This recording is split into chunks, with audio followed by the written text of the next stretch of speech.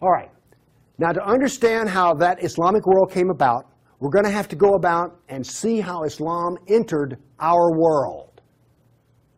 Now, to do that, Islam entered the world of the Byzantine Empire. After the German barbarian tribes invaded Rome, they set up their own version of the Roman Empire. They retained classical culture. They spoke Roman. They hired Roman philosophers and Roman attorneys to teach their children and to run their schools.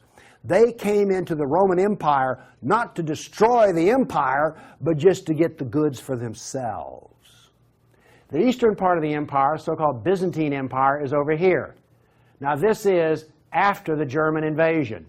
The important point is this: there was still a classical empire. It's not collapsed. Here we see in 25 years, 3 stages of development of the spread of Islam. This is 25 years' work. How is it that the Arabs were able to do to the Byzantine Empire what the Persians could not do in Iran? Here's the answer to that question. It has to do with Iran, actually.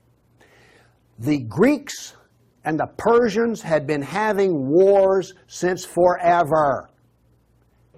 So the Byzantine Empire, when Islam invaded, had been weakened by a long war with Persia and the loss of a third of its population.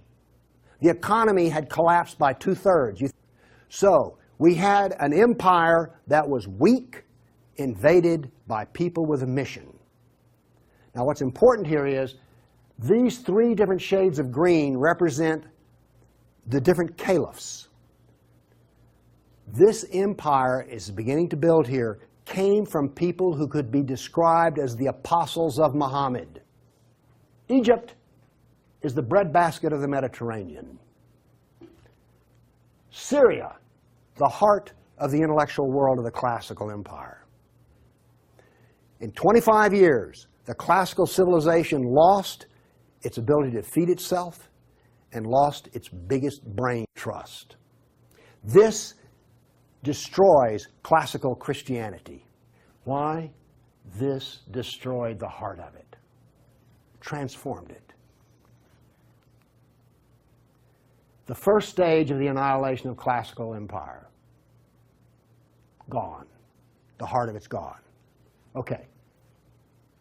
A century later, notice over here in Spain, 750 AD, Spain is already Muslim. And this, in particular, the database of ancient documents gives us 548 battles that Islam fought against the classical world. Every tick is 20 years. The new battles for that 20-year period come up in white, then they fade to red to show you the history. So white's what's happening right now, red has happened.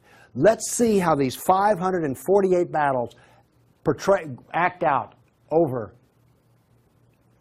We're going to watch, in 70 seconds, we're going to watch 1,200 years of conquest. Look how fast this is happening. Bam! Here comes. You didn't know France was hammered that hard, did you? You heard of Tours and the islands. Now, many of these raids or battles, if they're at the coastline, are slave raids. The slaving that took place in here was extensive and went on and on. All of this work is also happening now then. We're now into the golden age of Baghdad. This is the punishment that's being handed out to Christians everywhere. In Spain, after one battle, there were knights' heads were cut off and they made a pile so high that a man on horseback couldn't see over them. All of the European civilization in North Africa is now gone. I have a question. Have you read the 13th Tribe? No. Okay. Now, pretty soon, and by the way, there will be a period of time, and you can see the clock running up here, there will be a brief blip of 5 battles that occur in North Africa, the Barbary Pirate Wars. We're on there. Okay? Now then, Byzantium has fallen. Now then, Eastern Europe is being hammered. Notice that it is relentless. It doesn't stop. This is the history that you're never told about. This is the history that explains how all of this came about. Now then, they're getting slower because Islam is becoming weaker.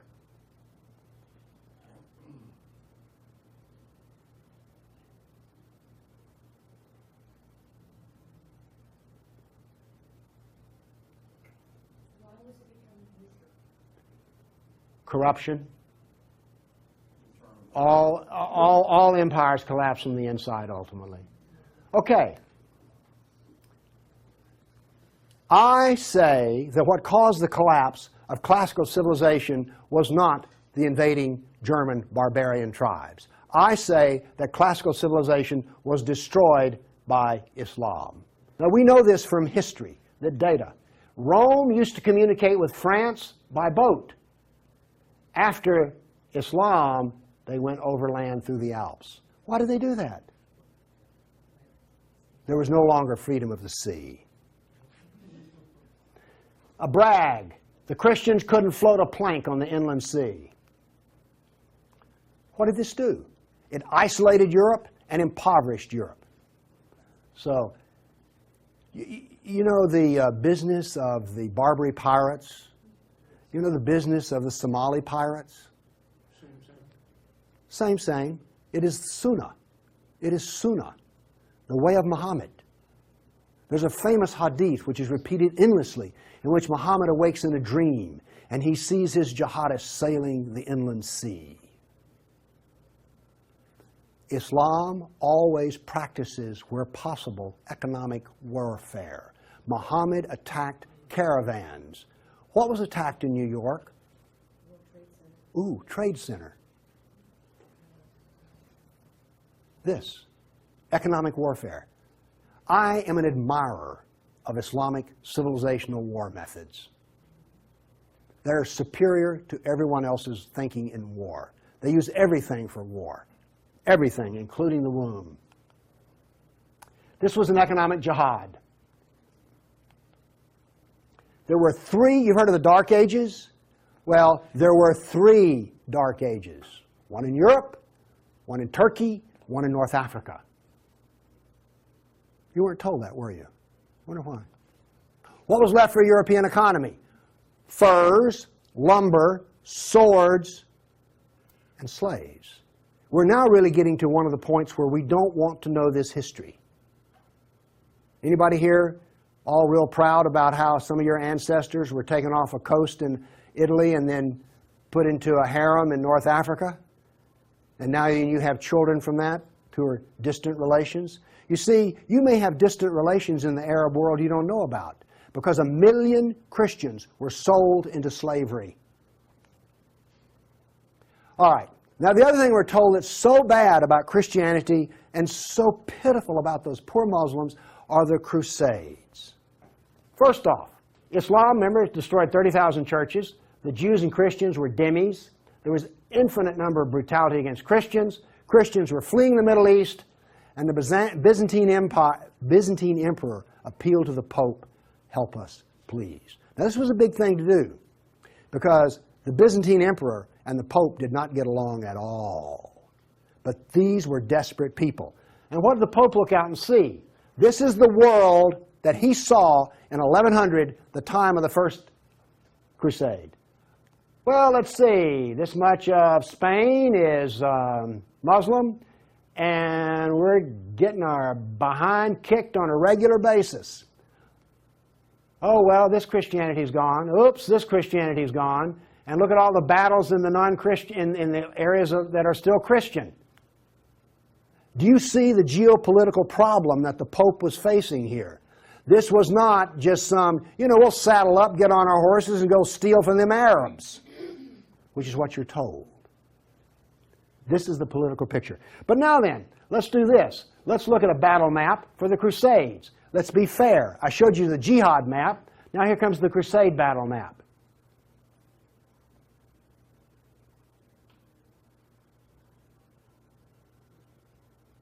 We're almost done. That's it. Now we're told that the Crusades are the moral equivalent of jihad, and therefore we need to be ashamed and whine and cry. All right, the Crusades were defensive, lasted 300 years, and the last one was over 800 years ago. All the jihad was offensive, lasted 1,400 years, and it's happening right now. In all probability, some Christian is being slaughtered in Nigeria today. Now, is this moral equivalence?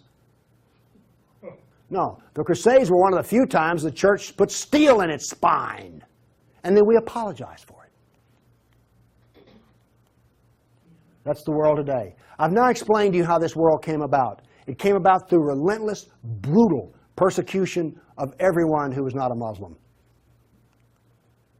Now then, let's change to modern times. All of that work stops in 1922. This works off a database of 19,000 jihad attacks since 9/11. There are things like this. I know the date, the country, the city, how many are killed, how many injured, and a description. Now, when you present a guy like me with 19,000 pieces of data, I start asking questions. How do we make this make sense? So let's make it make sense. This, by the way, is where all these took place. I just think that's interesting. And you'll notice something. This is the Islamic world, and it all centers around it. But notice how much is happening in Europe. Okay. I take the data and I parse it and I divide it. I use Islamic doctrine to analyze this data. What does Islam insist on? Well, in my first lecture, I told you they're fixated on the kafir, right? So I use the kafir to analyze this data from an Islamic standpoint. See, I'm the ultimate multiculturalist. No, really. I'm the only person you've ever met who analyzes Islam on the basis of Islam. Here we go. Here we have, in the last 10 years, the total number of attacks. In the green, we have Muslim on Muslim violence. You mean a Muslim will kill a Muslim? Really? They're doing it in Syria as we speak, right? Remember Iran, Iraq? Okay. Then we have the only one I care about. I mean, my motto here is sell weapons and intelligence to the loser. I'm very serious. You think I'm joking. Okay, here's our story right here. Stays pretty level. That's interesting. By the way, there's hardly a day in which there's not a jihad attack. Modern jihad is relentless, just like classical. Oh, by the way, one of the things this curve proves right here, Islam is bad for Kafirs. Islam is bad for Muslims. Islam is bad for Muslim and non-Muslim. That's what this data shows us. You want to argue with that? Okay, modern jihad is relentless. But what did we see in the other battle map? It was relentless. There are two types of jihad, against the kafir and against Muslim. You see, every time they kill a Muslim, the reason in Syria they're killing other Muslims, they're not real Muslims. Okay? Now then, we've introduced, however, a new phenomena. The mom and pop non-state jihadi shop. Okay? All of those battles up to 1922 were out of the caliph. Okay?